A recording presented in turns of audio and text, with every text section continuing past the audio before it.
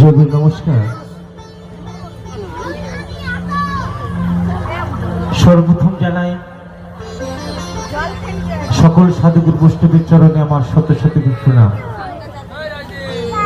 ও আমার পিতা মাতার চরণে আমার শিক্ষাগুরু দীক্ষাগুরু সবাই চরণ জানাই শত শত প্রণাম।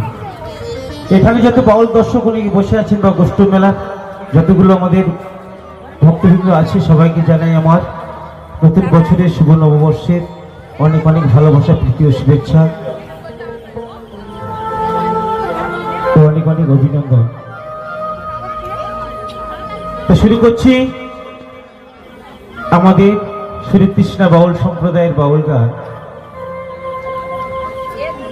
একটা বাউল একটা গাছের তলায় তিনটি ডাক কাটায় না বাবা। একটা বাউল যদি একটা গাছের তলায় তিনটি ডাক কাটায় তখন সে গাছের মায়ায় পড়ে যায়। সত্যি সত্যি তার আর বাউল সাজা হয় না।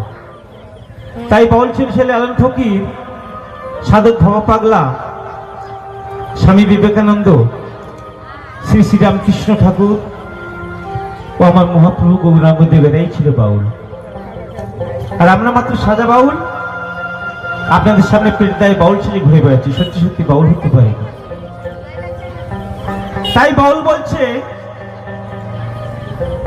ছেড়ে দেহের খুঁটিনাটি, ক্ষুদ্র মনটাকে করো খাঁটি, অন্তরে জাগে যেন আগে পবিত্র সভা। যতই আমরা পুজো করি না কেন, মনটাকে যদি আমরা এক জায়গায় না বাঁধতে পারি, মনটাকে যদি আমরা এক জায়গায় না স্থির করতে পারি, তাহলে আমাদের কিন্তু পুজো করে কোনো লাভ নেই।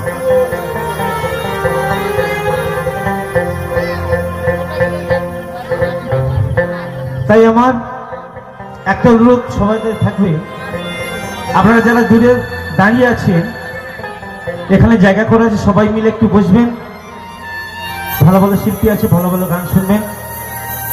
আর আপনারা যদি সবাই মিলে একটু বসেন আমাদেরও গান শোনাতে ভালো লাগবে। তো কে শোনাই চলুন। প্রতিটা কর্মের মূলে কিন্তু বাবা গুরুকে প্রয়োজন হয়, তাই কি না?